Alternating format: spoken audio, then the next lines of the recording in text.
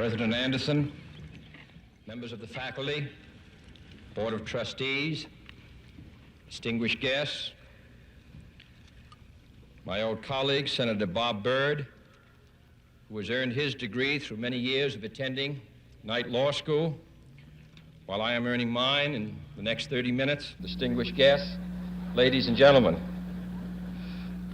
It is with great pride that I participate in this ceremony of the American University, sponsored by the Methodist Church, founded by Bishop John Fletcher Hurst, and first opened by President Woodrow Wilson in 1914. This is a young and growing university, but it has already fulfilled Bishop Hurst's enlightened hope for the study of history and public affairs in a city devoted to the making of history and to the conduct of the public's business. By sponsoring this institution of higher learning for all who wish to learn, whatever their color or their creed, the Methodists of this area and the nation deserve the nation's thanks. And I commend all those who are today graduating. Professor Woodrow Wilson once said that every man sent out from a university should be a man of his nation as well as a man of his time. And I'm confident that the men and women who carry the honor of graduating from this institution will continue to give from their lives, from their talents, a high measure of public service and public support. There are few earthly things more beautiful than a university, wrote John Masefield in his tribute to English universities, and his words are equally true today.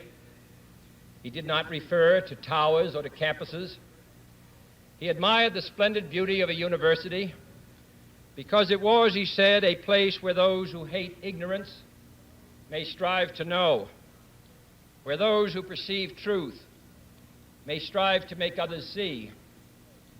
I have therefore chosen this time and place to discuss a topic on which ignorance too often abounds and the truth too rarely perceived, and that is the most important topic on earth: peace. What kind of a peace do I mean, and what kind of a peace do we seek? Not a Pax Americana enforced on the world by American weapons of war, not the peace of the grave or the security of the slave.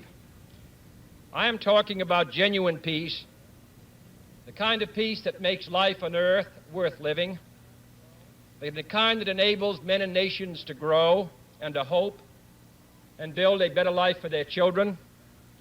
Not merely peace for Americans, but peace for all men and women. Not merely peace in our time, but peace in all time. I speak of peace because of the new face of war.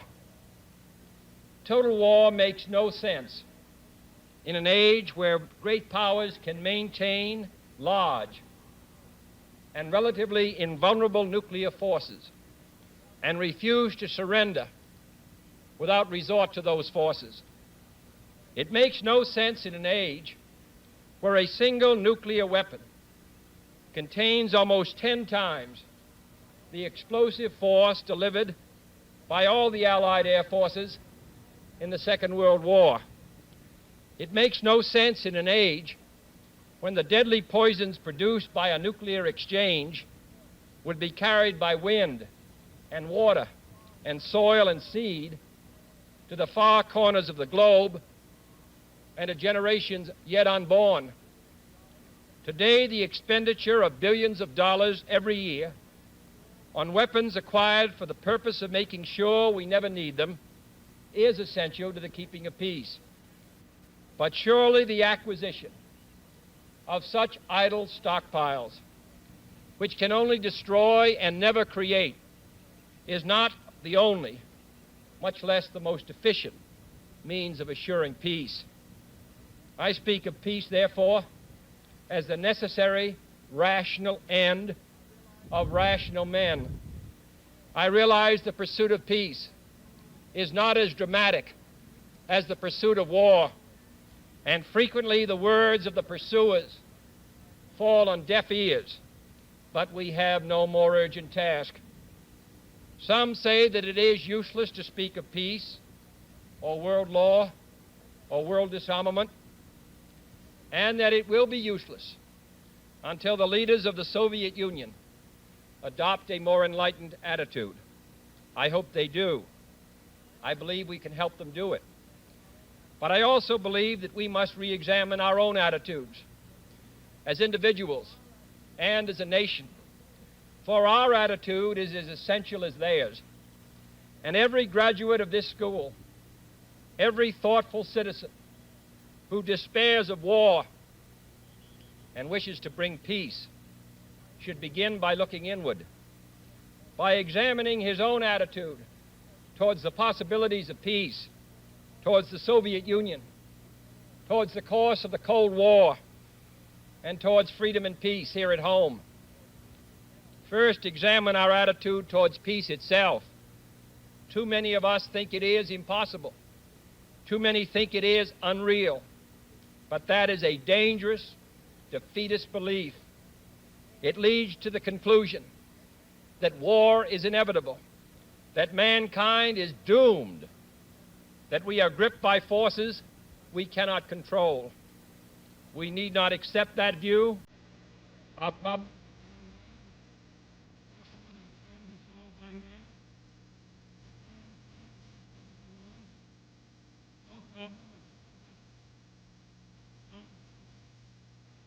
Man's reason and spirit have often called.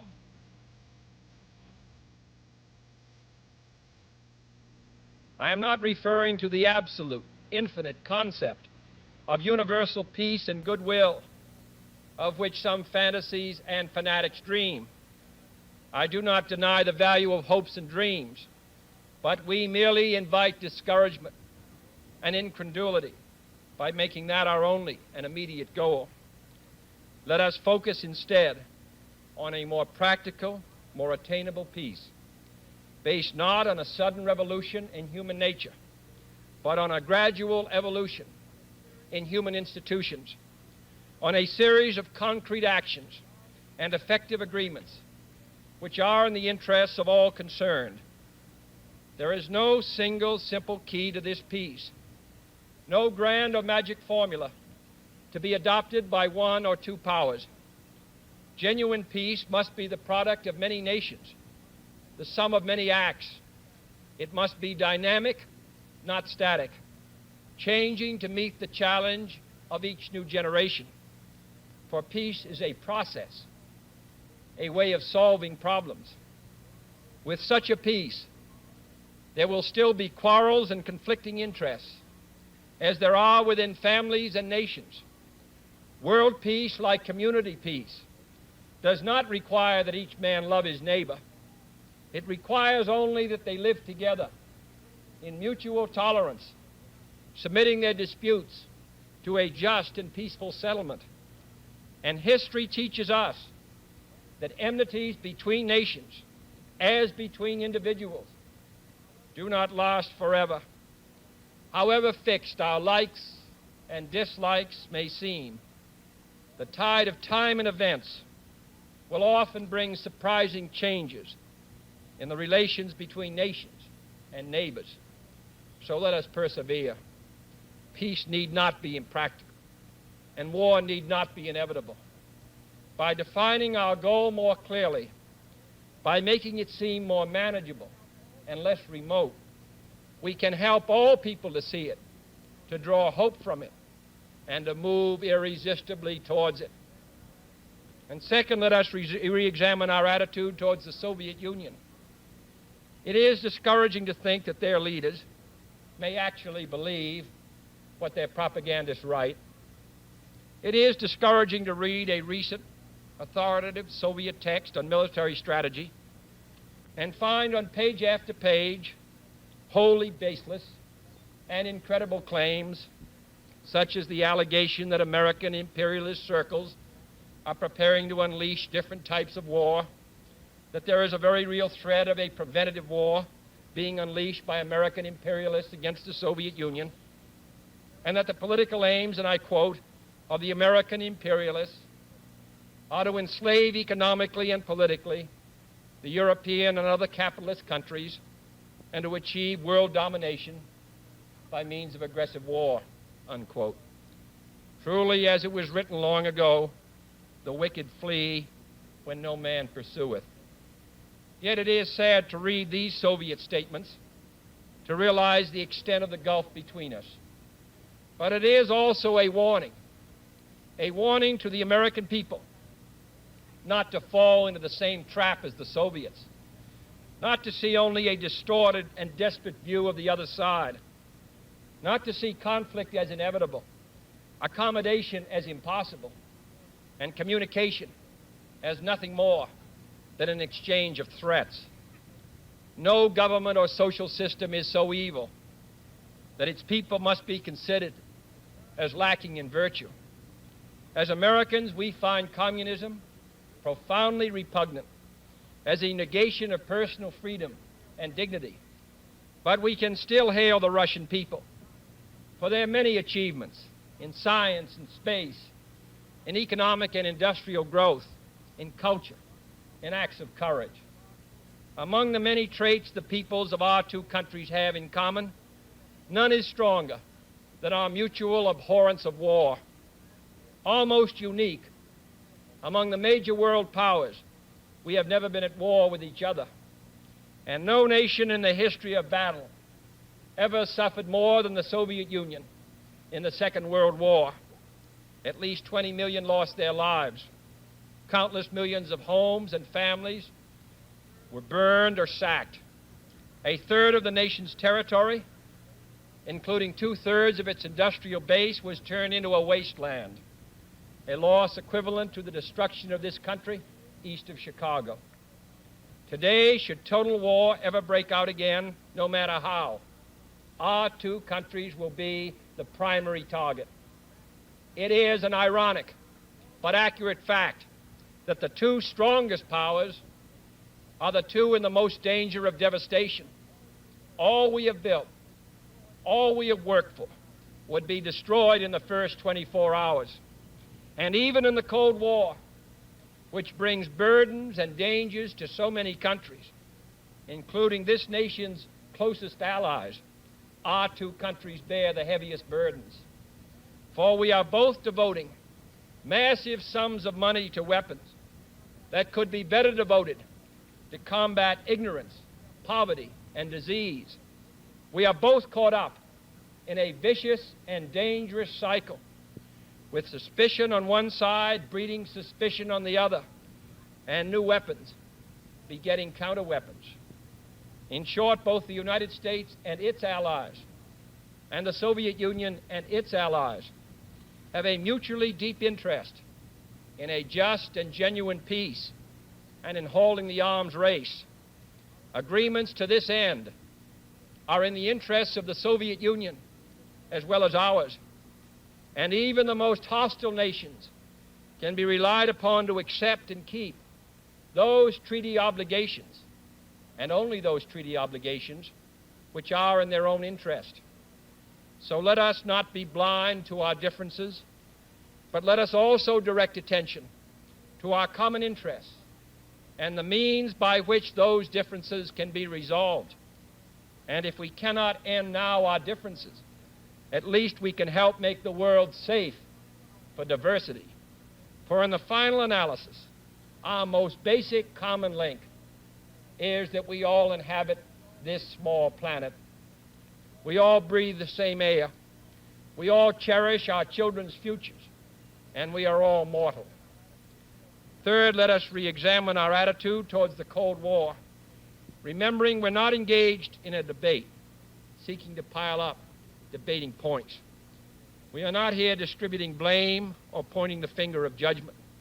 We must deal with the world as it is, and not as it might have been had the history of the last 18 years been different. We must therefore persevere in the search for peace in the hope that constructive changes within the communist bloc might bring within reach solutions which now seem beyond us. We must conduct our affairs in such a way that it becomes in the communist interest to agree on a genuine peace And above all, while defending our own vital interests, nuclear powers must avert those confrontations which bring an adversary to a choice of either a humiliating retreat or a nuclear war. To adopt that kind of course in the nuclear age would be evidence only of the bankruptcy of our policy or of a collective death wish for the world. To secure these ends, America's weapons are non-provocative, carefully controlled, designed to deter, and capable of selective use. Our military forces are committed to peace and disciplined in self-restraint.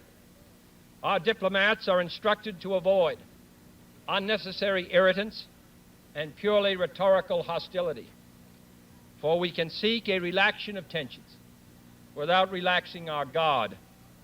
And for our part, we do not need to use threats to prove we are resolute. We do not need to jam foreign broadcasts out of fear our faith will be eroded.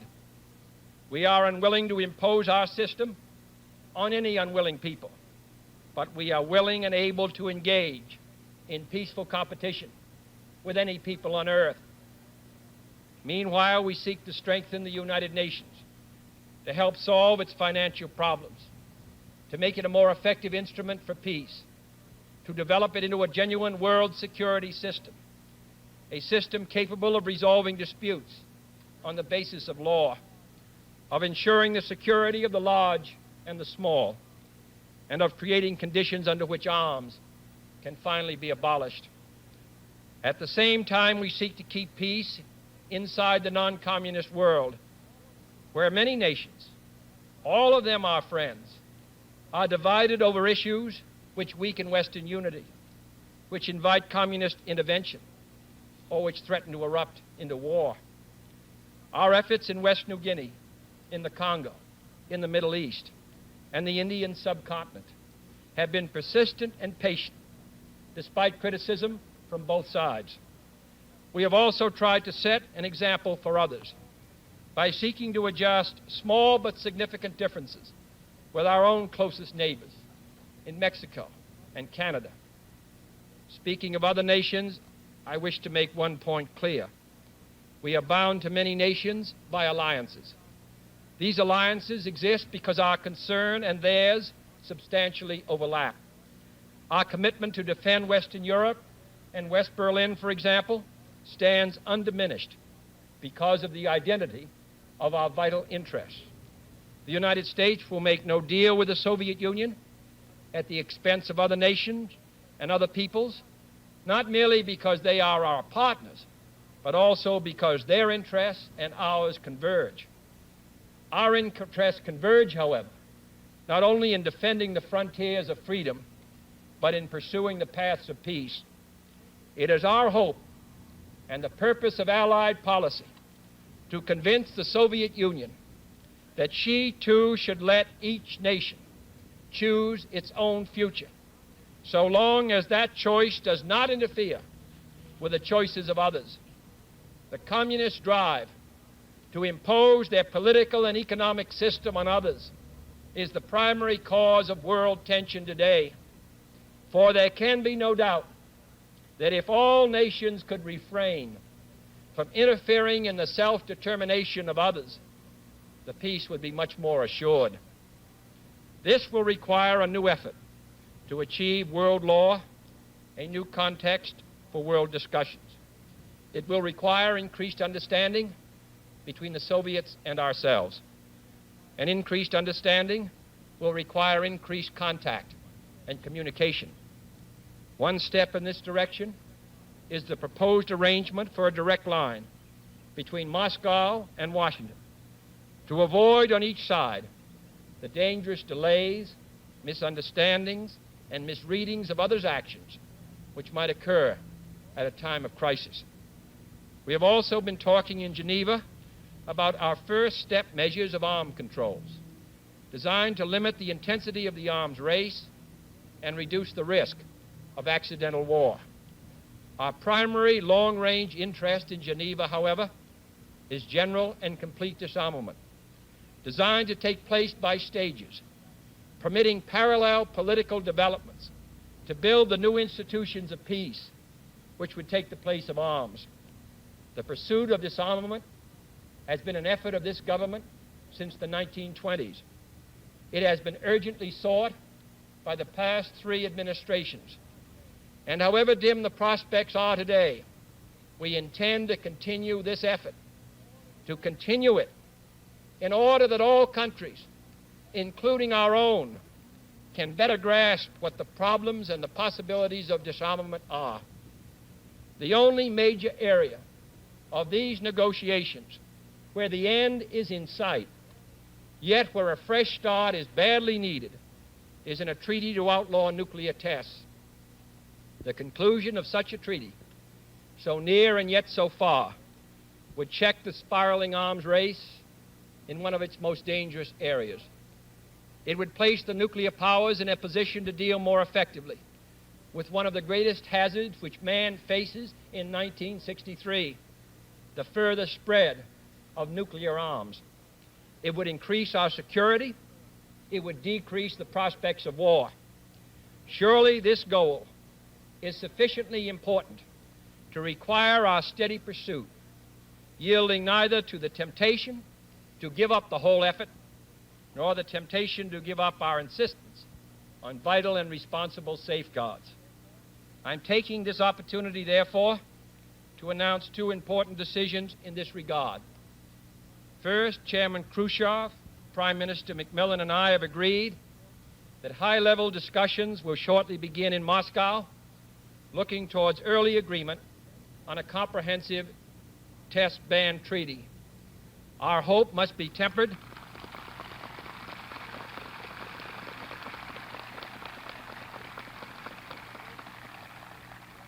Our hopes must be tempered with the caution of history, but with our hopes go the hopes of all mankind.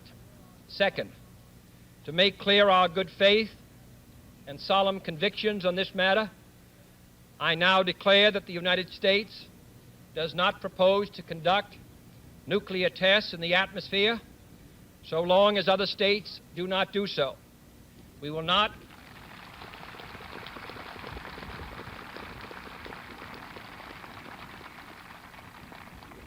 not be the first to resume.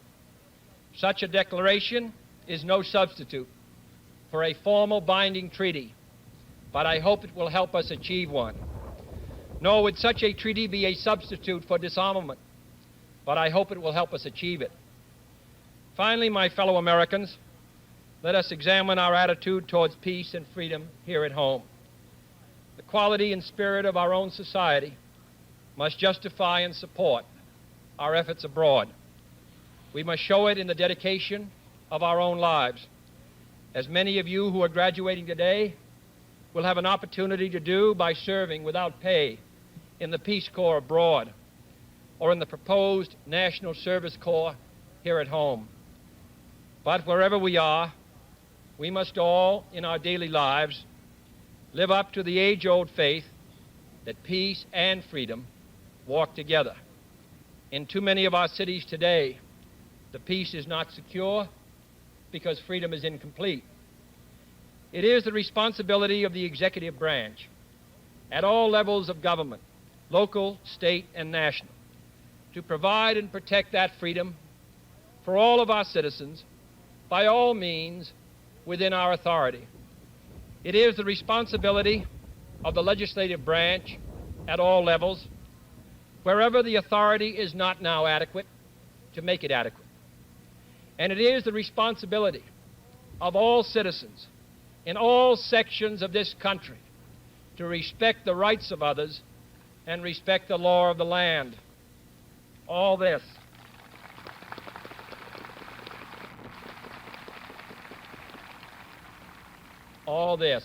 is not unrelated to world peace. When a man's way please the Lord, the Scriptures tell us, he maketh even his enemies to be at peace with him. And is not peace, in the last analysis, basically a matter of human rights? The right to live out our lives without fear of devastation, the right to breathe air as nature provided it, the right of future generations to a healthy existence. While we proceed to safeguard our national interests, let us also safeguard human interests. And the elimination of war and arms is clearly in the interests of both. No treaty, however much it may be to the advantage of all, however tightly it may be worded, can provide absolute security against the risks of deception and evasion. But it can, if it is sufficiently effective in its enforcement, and it is sufficiently in the interest of its signers, offer far more security and far fewer risks than an unabated, uncontrolled, unpredictable arms race.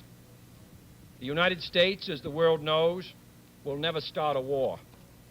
We do not want a war. We do not now expect a war. This generation of Americans has already had enough, more than enough, of war and hate and oppression.